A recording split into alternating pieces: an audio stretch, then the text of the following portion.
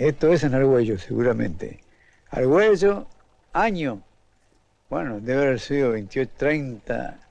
Yo me casé el 28, 31, 32. Estos son el Che chiquitito, el que se agacha ahora, la otra es Celia chiquita. Hasta que Ernestito subiéndose un árbol. A un medio árbol, porque no era árbol. Y ese soy yo con Ernestito. Bueno, estos son un par de perros. No sé por qué le saqué la... Ah, se está subiendo el perro, ese Ernestito subiéndose al perro. Bueno, ahí están jugando como todos los juegos de chicos. No. Ahora no están muy nítidos. Yo puedo distinguirlo, sé que es Ernestito y sé que es Celia. Roberto habrá sido muy chico. Te voy a decir algo que se conoce muy poco, ¿no? Creo que nadie conoce eso, ¿eh? La CIA se presentó en mi casa. Eso estoy seguro. Disfrazada de periodistas brasileros. Después supe que no había tales periodistas brasileros.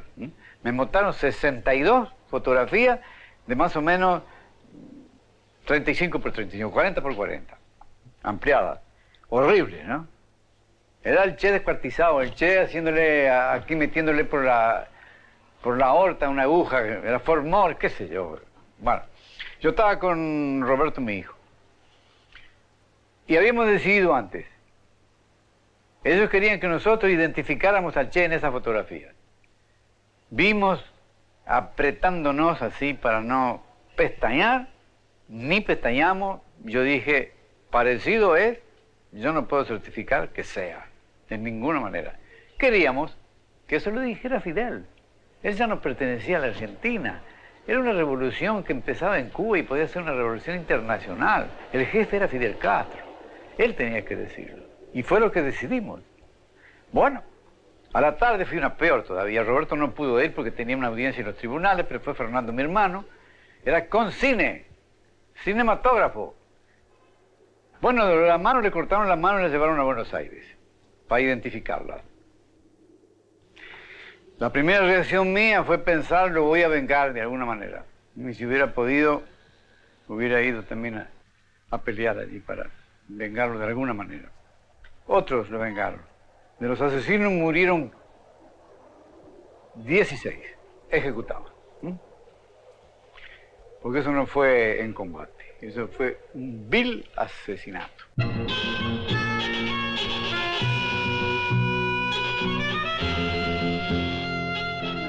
Yo pensé íntimamente, lo sentíamos muchísimo, pero había cumplido su destino como él quiso. Mi decisión fue seguir el camino de él, el camino ideológico, el camino revolucionario. Y aquí estamos todos firmes como una roca, toda mi familia, toda la familia Guevara, firme. Me llamo María Victoria Guevara y tengo 12 años. Me llamo Ramón Guevara y tengo 10 años. Me llamo Ramiro Guevara y tengo 8 años.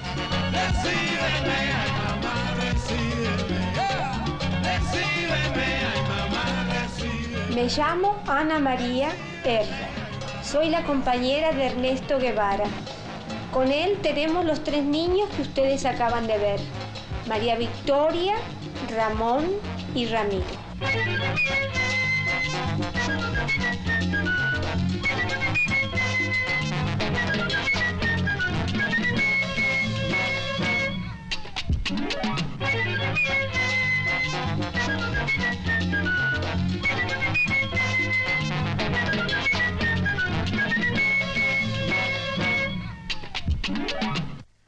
Estuvo muchos años en mi casa. Esta fotografía tiene 84 años.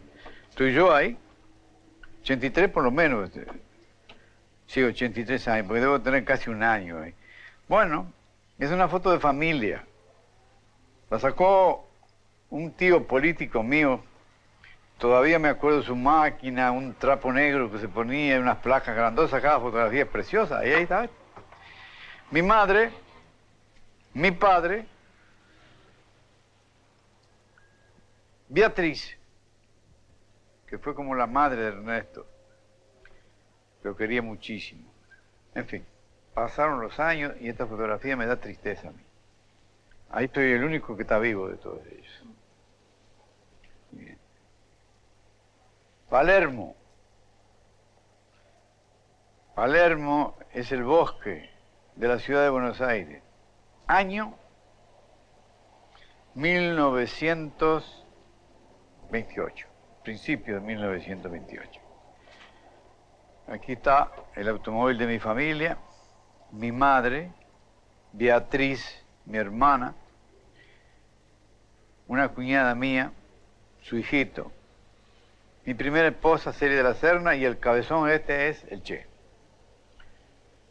que podía tener allí, no sé, un mes.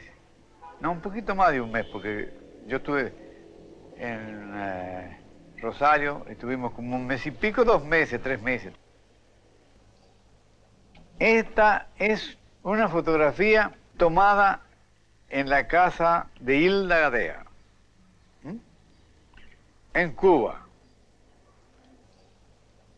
Ella ya estaba separada del Che. El Che viene con su traje de comandante y esta es Hildita, a quien él adoraba. Es una bella fotografía, preciosa fotografía. La otra. Bueno, y la otra, esta es una fotografía que me gusta mucho, y este es un mentiz a todos aquellos canallas que en el Che no han visto más que un guerrillero capaz de matar. Él ya se iba, él ya sabía que se mandaba a mudar a otras tierras que me necesitan, como decía él. Aquí estaba su familia, sus hijitos. Bueno, este es Camilo, este es Ernestico, esta es Aliucha. Yo no sé si se fue al día siguiente, los 4 días o 5 días, pero era como decir el adiós a la familia. Y la cara de Ernesto es de una ternura, ¿no?, que hace temblar. Acá. Queridos Hildita, Aleidita, Camilo, Celia y Ernesto, si alguna vez tienen que leer esta carta, será porque yo no esté entre ustedes.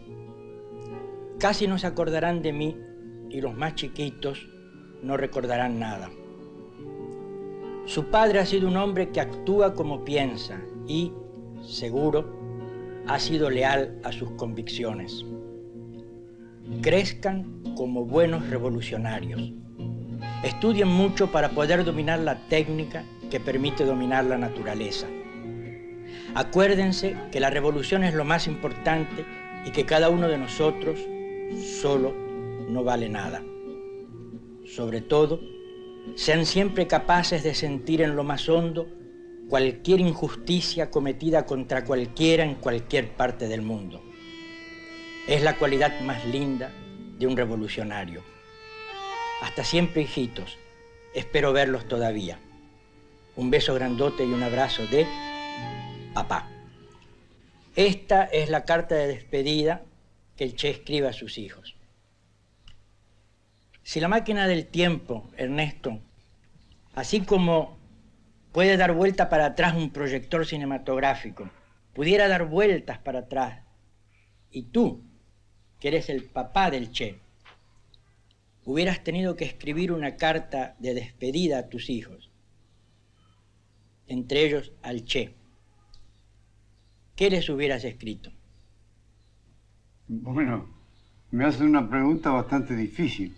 Por lo pronto nunca hubiera podido escribir una carta para el Che y mis hijos, porque tengo algunos que tienen 8 años. Así que hubiera tenido que escribir 2 cartas, una para mi hijo antes y otra para mis hijitos después. Es decir, 2 cartas que tenían que haber sido escritas con diferentes climas. El clima de guerra de Ernesto ya no es el clima de los hijitos más chiquitos. No sé lo que hubiera dicho, ¿no? Pero más o menos yo creo que no hubiera sido muy diferente de la carta que escribió Ernesto. Y les hubiera dicho, que la revolución es lo más importante, es entre las cosas más importantes, no la única, porque la vida es la vida, ¿no? Y lo más importante, yo creo, es servir a la humanidad, no solamente a la revolución. Es lo único que yo hubiera sacado de allí y puesto así. Esa es mi manera de pensar. Pero también creo que esa manera de pensar mía era exactamente la manera de pensar de Ernesto, porque por encima de la revolución estaba la humanidad.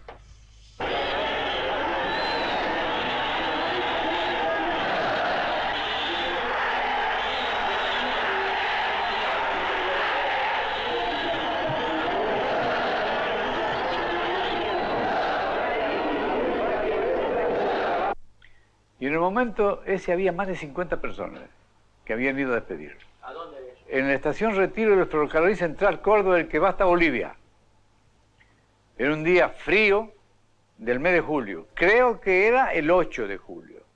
Un poco antes del 9 de julio, que es una fecha patria nuestra, ¿no?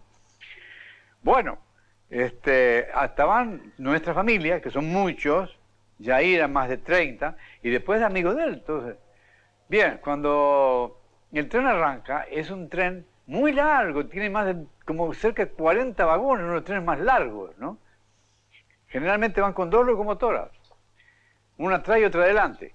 Y empezó a caminar andando muy lentamente, porque había muchísima gente, todo el andén. Y Ernesto iba vestido en ese momento con un traje de fajina de la Marina, que era lo que le correspondía a mi hijo Roberto, que acababa de hacer los 2 años de servicio en la Marina, y era el traje de fajina, un traje medio verde, zapatos que coincidían con el traje, rapado, y con un bolso en la mano. Levantó el bolso así, empezó a caminar al lado del tren, no subió, y de repente oímos que decía, aquí va un soldado de América, grita.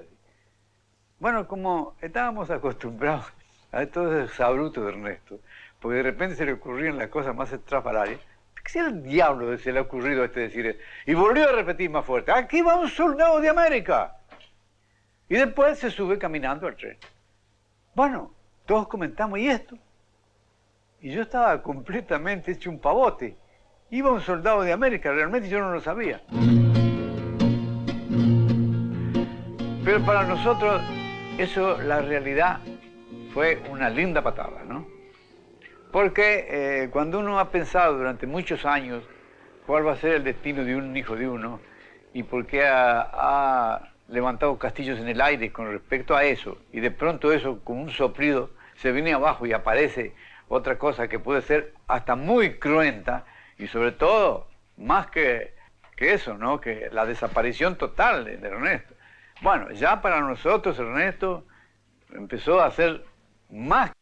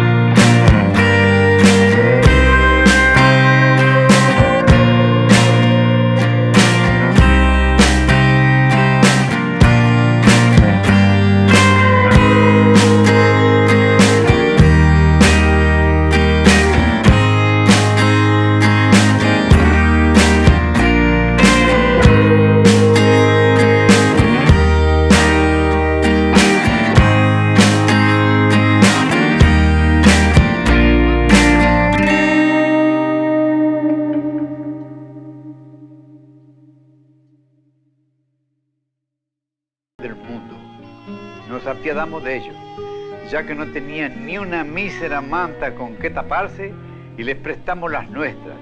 Fue esa una de las noches en que he pasado más frío, pero también en la que me sentí un poco más hermanado con los hombres. El año 1900, en pleno verano de Buenos Aires, 43,7 a la sombra. Buenos Aires querido. Sé que el día que yo nací murió mucha gente en Buenos Aires, del coup de chaleur, porque era algo...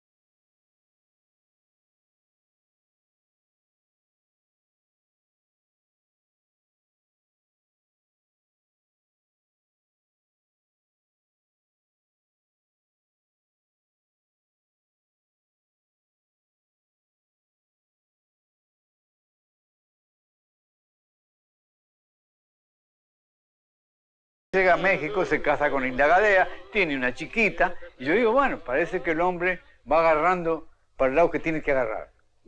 Nada de eso, ¿no? De repente salen todos los diarios que lo habían metido preso. Lo habían metido preso con un señor Fidel Castro.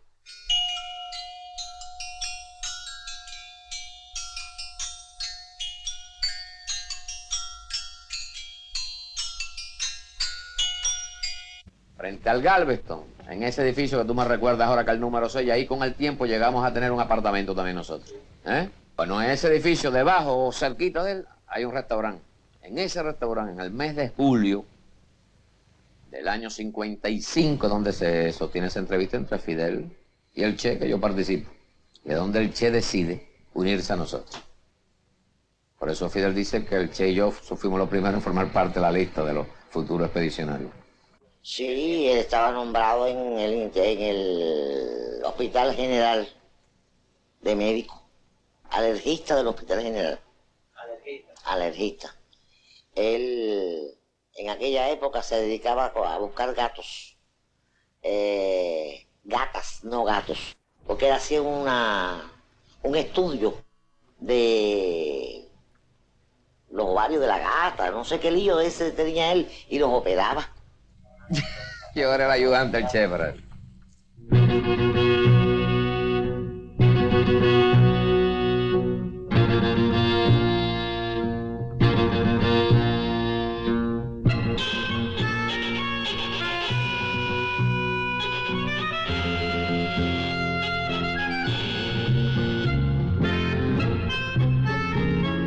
Bueno, yo decía, este se viene para Argentina, después de eso. Después hay una carta de él, en el momento en que lo meten preso, que revela la pura verdad. Dice así: queridos viejos, recibí tu carta, papá, dice, aquí en mi nueva y delicada mansión de Miguel Schultz. Yo no sabía que era Miguel Schultz, era la cárcel. La dirección donde estábamos nosotros. Con perdón, un segundillo. Me voy a poner otras antiparras porque estas no son de leer.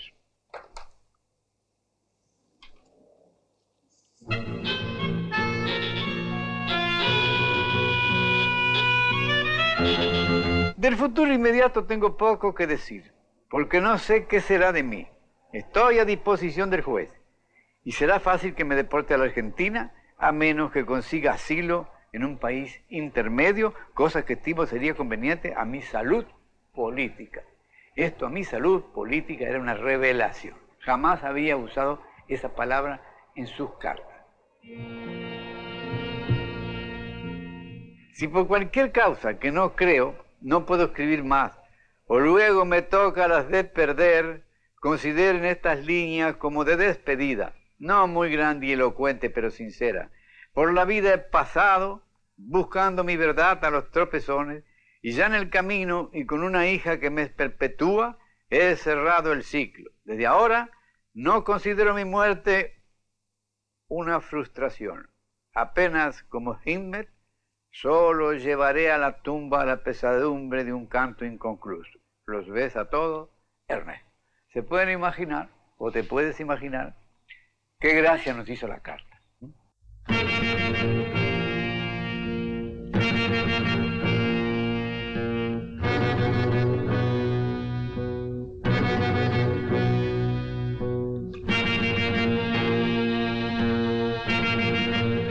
Cuando Ernesto partió en el Grama, una de las primeras cartas que me llegó desde México fue la de Bayo, explicándome algunas de las cosas. Él había sido quien adiestró prácticamente a los hombres de Fidel Castro en el difícil arte de la guerrilla.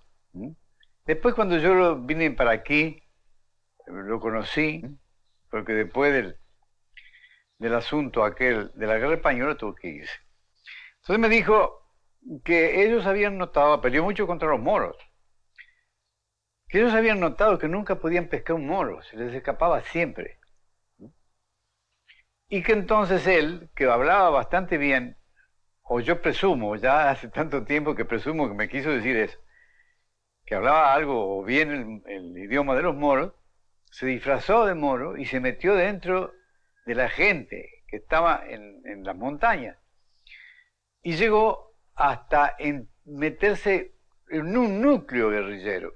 Y ahí comprendió cómo era el asunto de la guerrilla y cómo se hacía para escaparse. Entonces todo eso él, que lo tuvo que aprender con mucho peligro de su persona, lo transmitió a la gente de Fidel Castro cuando estaban preparándolos en la guerrilla en México. El Che, esto es otra vez en Altagracia. No, esta es mi casa, de la calle Villa Nidia. Esta es una chica de Schweizer. Fina Schweizer, esta es Fina Schweizer. Esto soy yo, a la derecha es Celia. Ernesto en un perro, tomando un perro. Ahí está, ese es Ernestito, el que está en el perro.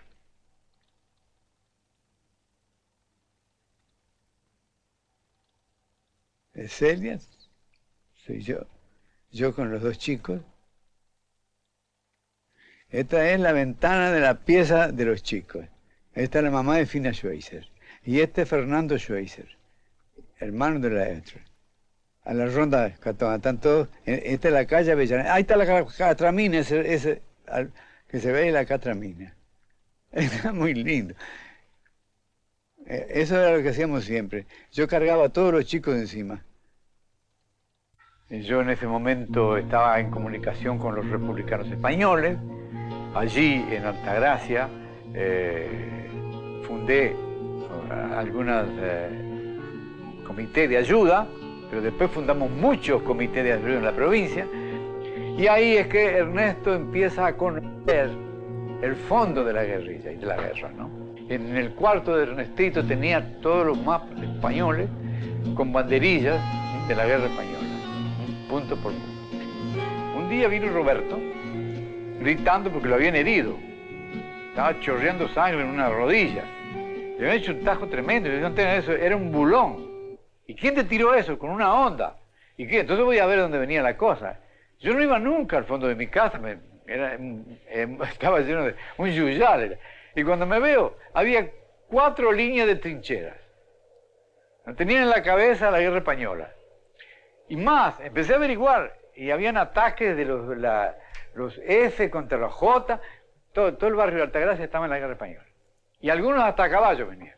Un día cualquiera de los años que vienen, después de pasar muchos sacrificios, ir perfeccionándose como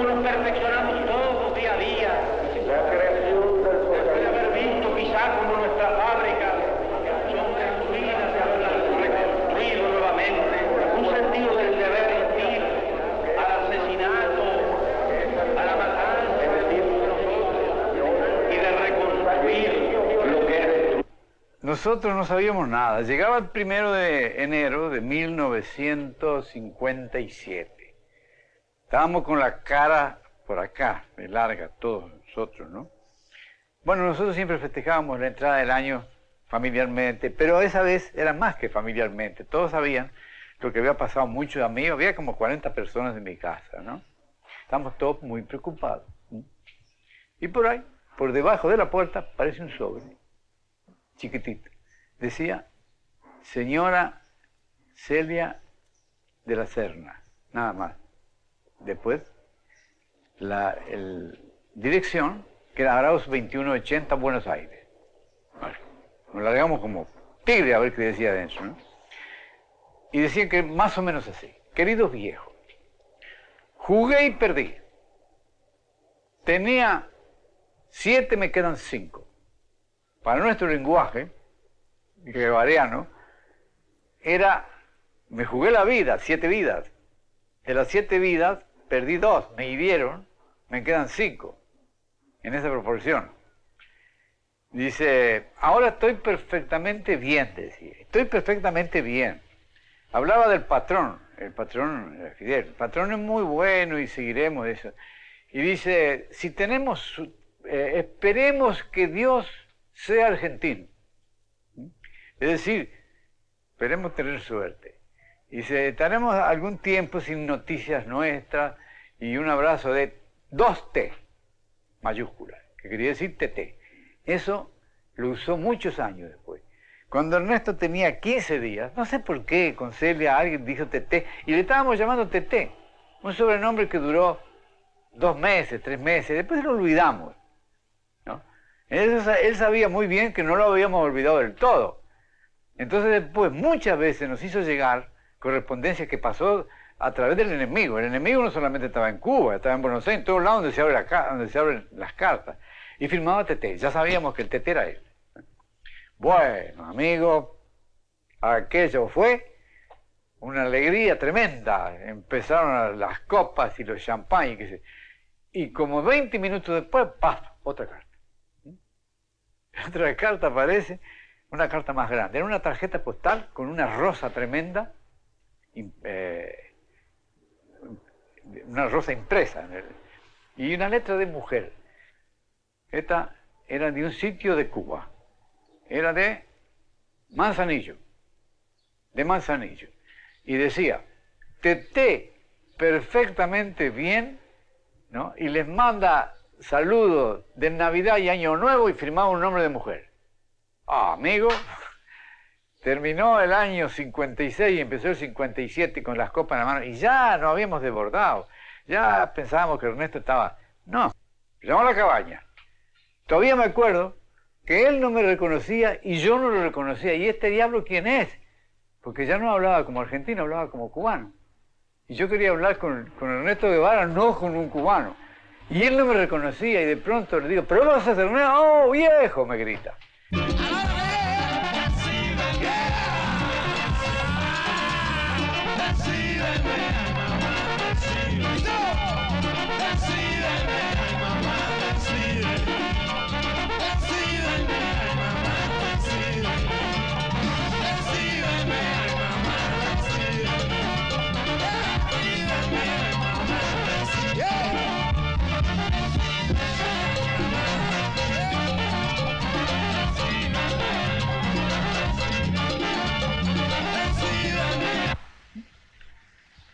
Nosotros dijimos, bueno, ahora es un ministro, pero él a mí ya me había dicho una vez, estando en el hotel Habana Libre, un día lo encerré. Che, ahora sos mío, le digo. Me encerré en mi cuarto. Aquí no entra nadie hasta que liquidamos muchas cosas. Hace 6 años, le digo, que no estamos juntos hablando. Y me hablé, qué sé yo, cuántas horas. Y me acuerdo de que le dije, ¿qué va a ser de tu vida? Le dije, ¿qué va a ser de tu vida como médico? Y se quedó pensando un momento y me dice, mirá, me dice, como vos te llamás lo mismo que yo, ponés un letrerito en la puerta de tu escritorio que diga Doctor Guevara, y entonces ya tenés derecho a empezar a destripar gente, hermano. Bueno, era muy gracioso, pero después vino yo lo llamé al orden, no, vamos a hablar en serio. Y me dijo esta palabra más o menos, no sé en qué lado del mundo dejaré los huesos.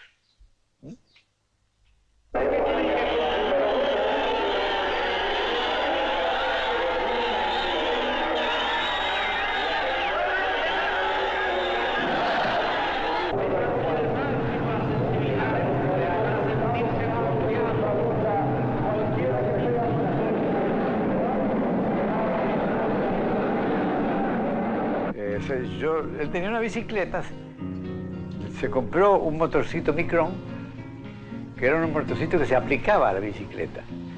Yo creía que era cuestión de dar vuelta a la manzana. La manzana eran 4.500 kilómetros, ¿no? Está escrito por él y está en toda su diario de viaje. Y se va por todo el norte argentino. Primero va porque el asunto venía desde lejos, ¿no? Salió con la Micron esa, sale de Buenos Aires.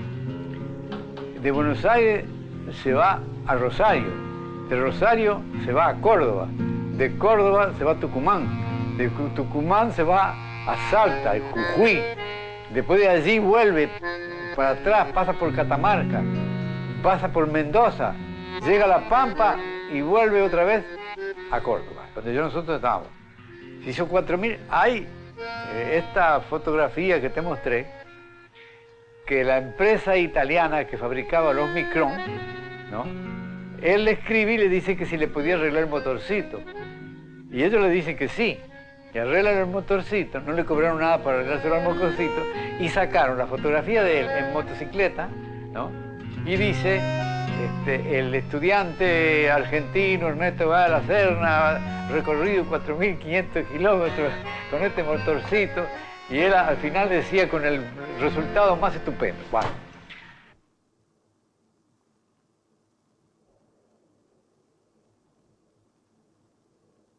Y después pasamos a la otra guerra, a la guerra de Alemania, a la guerra de los nazis. Y yo me pongo contra los nazis. Iban a tomar toda la Argentina y el apoyo logístico lo tenían en Bolivia. Y yo denuncié eso porque era el jefe de la Acción Argentina en Córdoba. En Buenos Aires hubo una interpelación al ministro. Esa interpelación se hizo en la Cámara de Diputados.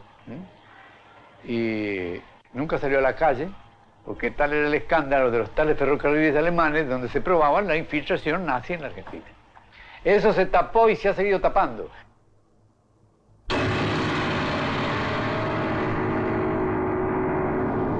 El otro día, los paracaidistas belgas tomaron por asalto la ciudad de Stanleyville, masacraron una cantidad grande de ciudadanos y como acto último, después de haberlos ultimado bajo la estatua del prócer Lumumba, volaron la estatua del expresidente del Congo.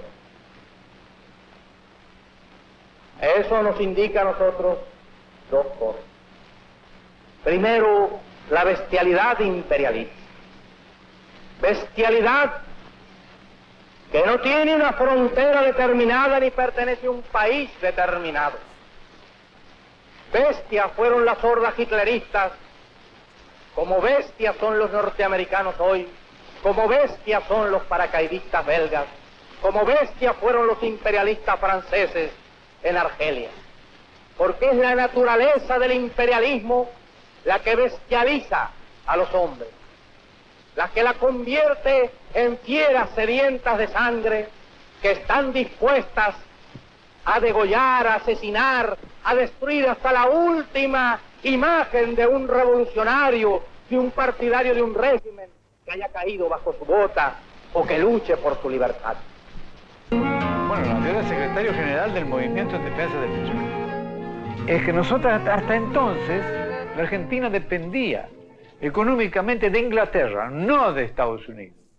Los ferrocarriles ingleses, las fábricas, pequeñas fábricas industriales que comenzaban eran inglesas, los frigoríficos eran ingleses.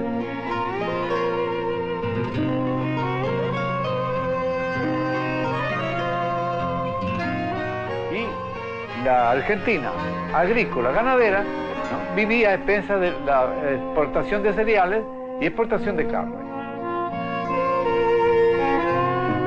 Manejaba la economía Inglaterra. Pero de pronto los americanos se dan cuenta de que el país, abajo del país hay un lago de petróleo, deciden voltearlo a Irigoyen. A Hipólito Yrigoyen lo voltea a la Standard Oil and Company.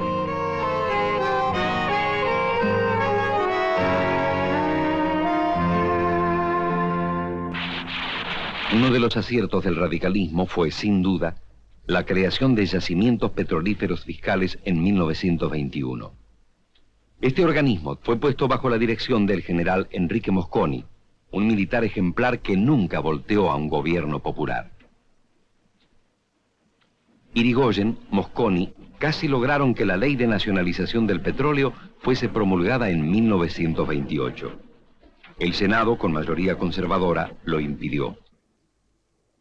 Lo tengo puesto en mi muñeca hace bastante más de 20 años. Cuando yo vine de vuelta, es decir, cuando yo vine acá, llevaba un reloj de oro, que había sido un reloj colgante de mi madre, de esos que se usaban antes. Cuando mi madre murió, mi familia me lo regaló a mí. Me dio como recuerdo ese reloj, y entonces yo hice de él un reloj pulsera. Y cuando llegué acá, le dije al Che, le mostré y le dije, ¿ves este reloj? Sí, es el de abuelita, me dijo. ¿Y me lo vas a dar? Me dijo. Y le digo, bueno, cuando me vaya. El día que me fui de vuelta, le dije, Ernesto, toma tu reloj. Y él se sacó el de él y me dice, toma este, que me lo dio Fidel en el momento que me nombra comandante, y cuidarlo mucho.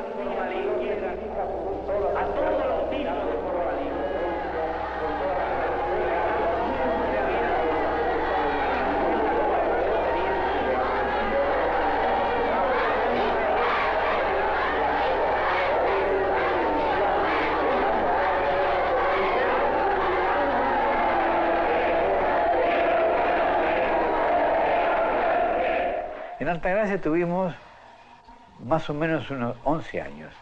Fue la niñez de él. La niñez de él se desarrolla una niñez muy de los niños.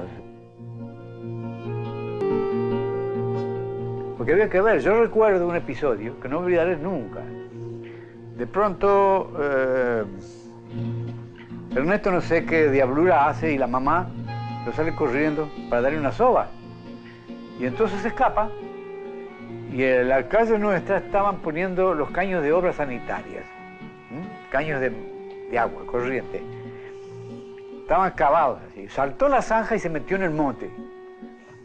Entonces la mamá lo corrió y no lo alcanzó. Entonces me pidió que yo lo ayudara. Yo lo corrí y ¿qué? Tampoco, ni los talones le vi. Entonces ensillé un caballo, metí espuela y me metí en el monte a caballo. Lo único que hice es romperme toda la ropa, desgarrarme yo y no lo pude pescar. Se metió adentro. Entonces venía un chico que siempre venía allí vendiendo alfajores, que era un campeón de la maratón de Córdoba. Se corría 10 kilómetros. Y le digo, fulano, le digo al chiquilín, te doy 5 pesos, te digo, toda la canasta que tenía, si me lo corres a Ernesto y me lo agarra. ¿Cómo no? Y salió encantado. A las 2 horas volvió el tipo, todo sudoroso y no lo había podido pescar. Y ahí fue cuando yo me di cuenta de que Ernesto era un bicho del monte. Se jugaba por la verdad, Era, y además hubiera roto, ¿no?, con el ejemplo del abuelo. Mi padre era muy severo, tremendamente severo, no admitía réplicas, ¿no? Cuando había que hacer una cosa, tenía 3 principios. No mentir, el primero de todos. No robar, el segundo. Y no tener miedo. Nosotros lo creamos a nuestra manera, ¿no? Que tuviera respeto a los padres, pero nunca coartar su verdadera inclinación. A él le gustaba conocer y andar. Y un día vinieron los dos, él y Roberto. Él tendría como 12 años, Roberto tenía 9. Y ya me dijo, viejo, dice, nos dejar ir a dedo hacia el norte. Yo sabía dónde era el norte. El norte eran 3.000 kilómetros para arriba, ¿no? Iban con los camioneros que llegaban hasta Bolivia. Y enseguida me dijo, sobre el pucho, me dijo, pero mamá ya nos dio permiso, dice. Así me tapaba la retaguardia, ¿no? Bueno, conversé con Celia y resolvimos decir que sí. La mandaste. Ya se fue. Y estuvo como 10, 12 días, o 15 días, no recuerdo cuánto, y volvieron los dos todos quemados del sol, hechos unos aventureros y locos de contento, él y Roberto. Primero, yo le enseñé a tirar a él. Él tenía 9 años con mi pistola, mi Wesson, calibre 38, yo le enseñaba a tirar al blanco. Y yo era un buen tirador, ¿no? Un buen tirador que entraba en campeonatos, ¿no? Yo le enseñé a manejar armas a Ernesto.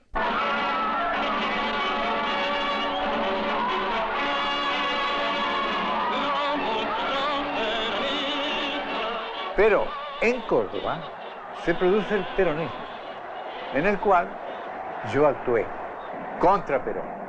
Y actué contra Perón, no por estar en contra de sus postulados, sino contra Perón él como jefe. Porque mi temor era que un hombre con la inteligencia, la viveza que tenía Perón, en un pueblo como el argentino que había sido amasado por el capitalismo internacional, ¿no? Si ese hombre no caía en un socialismo veraz, de veras, ¿no? Podía ser absorbido del otro lado, como fue. Perón se puso la máscara de socialista y le hizo creer al pueblo que era socialista. No hay tal cosa. Nunca fue socialista Perón. Y fue el enemigo más grande que tuvo el comunismo, el general Juan Domingo Perón. Las consecuencias es lo que está pasando en este momento en Argentina. Todo esto lo mamó él. Y yo estuve con él en la calle contra Perón. Después se producen muchas cosas muy largas de contar. Ernesto ve más adelante al peronismo en perspectiva desde América. Y desde América, Perón en perspectiva se le veía como un hombre que se le ponía frente a Estados Unidos de Norteamérica. Porque yo me saco el sombrero ante la Eva, porque dio su vida por los humildes. Perón queda en la historia porque en determinado momento dio conciencia de clase a la clase obrera. Y eso es intocable. No me acordaba de la oveja. Claro. Sí, esta es Ana María, chiquitita. Ahí está bajándose. Esta es la casa en la calle. Esta es una chica que estaba haciendo la primera comunión. Qué gracioso. Esto es en la parte más arriba del hotel de Mar del Plata que yo alquilé el último piso y tenía todos los chicos ahí. Alquilé el último piso. Ahí está bastante bien. Se ven Ernestito y los chicos, están todos jugando. Ahí está Ernesto, estoy yo.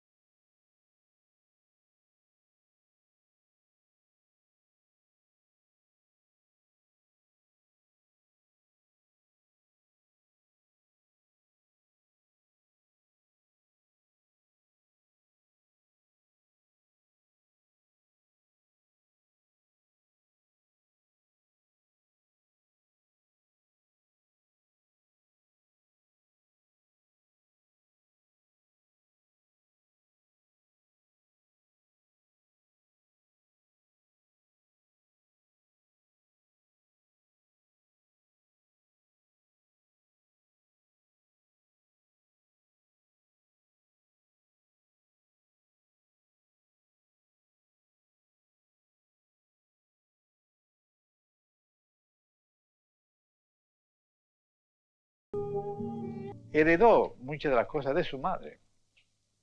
Su madre era muy valiente, mucho más valiente que yo, ¿no? Yo lo pude comprobar cuando se moría, ¿no? Se murió sin decir ay, y tenía una de las enfermedades más dolorosas que hay. Tenía un cáncer. No dijo ay.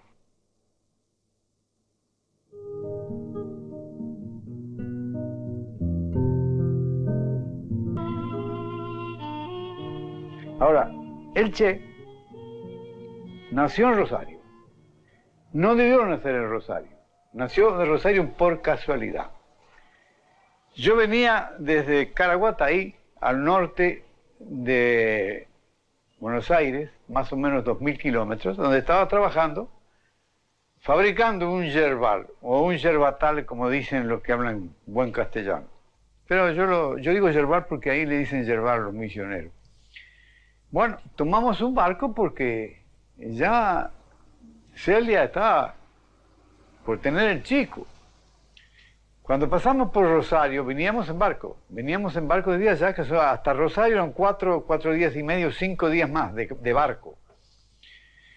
A mí se me ocurrió bajarme ahí, porque como iba a andar en negocio de yerba mate, era necesario ponerse un poco al día, al tanto, y pensé, bueno, el sitio donde se fabrica realmente la yerba mate, es decir, de donde se elabora la yerba después que se corta de los árboles y se trae medio cocinada, es allí. Es decir, donde la echan a perder, porque la mezclan con mucha porquería a veces.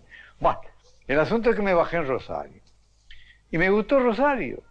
Empecé a hablar con gente. Me acuerdo que allí conocí a los primos de Candioti y de tarde en tarde andábamos en festicholas. Resulta que de pronto, ¿no?, sin saber, sin mayor aviso, vino el Che. Yo le hablé por teléfono a mi cuñado, Edgardo Nicholson, que era un gran cirujano de señora, preguntándole qué hacía. Yo incluso estaba ya decidido a tomar un avión, irme con Celia, y me aconsejó que no. Me dijo que allí en Rosario había muy buenos especialistas en partos y qué sé yo. Total, me dio un nombre y llegué hasta este señor, que era un médico, acababa ese día de inaugurar su clínica particular y ahí nació Che. Bueno, nació perfectamente bien. Y bueno, estuvimos un tiempito porque no se le podía sacar en el momento. Y resulta que a los 15 días, Ernesto tuvo una pulmonía muy seria, que quizá esto fuera el verdadero origen de su asma. Me atendió un médico de niños, un especialista, pero con todo cariño. Ahí mi madre, que vivía en Buenos Aires, se vino a Rosario. Beatriz, mi hermana, y Ercilia, mi hermana, se vinieron también inmediatamente porque consideraban que la cosa era seria. Y ahí estuvimos más de 7 u 8 días mirando el bebé. Yo recuerdo, y nunca me voy a olvidar, yo estaba realmente muy apenado y mi diagnóstico era malo. Pero de pronto no comía, no tomaba leche, pero de pronto vi que se prendió de la teta la madre, hizo un gesto de alegría y le dije, vieja, le dije a Celia, el chico se salvó.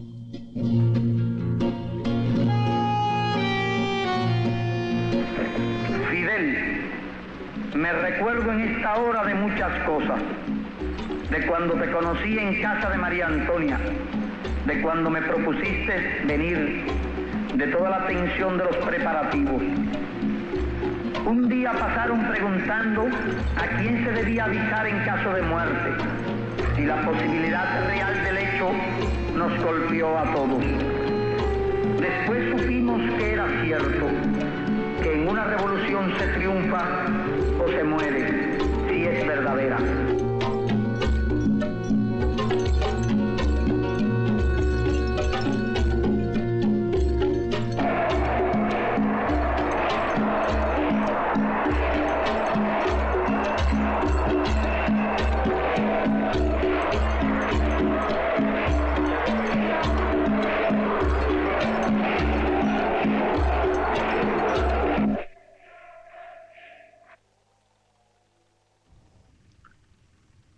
Esto es el Mar del Plata. Celia la que está en el agua con los 3 chicos. Los 3 chicos entonces eran Ernestito, Celia y Roberto. Se ve mucho mejor aquí que en la parte fotográfica. Esa tengo una parte fotográfica. Estos son los... ¿Esto dónde diablo es? Mar del Plata. Sigue siendo Mar del Plata. Y ahí se termina por los agujeritos.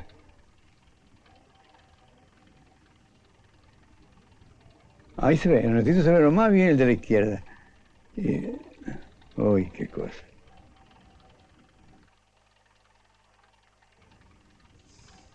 Esa la tengo en fotografía. Sale mejor aquí que en la fotografía. Es Mar del Plata. Esa es Celia.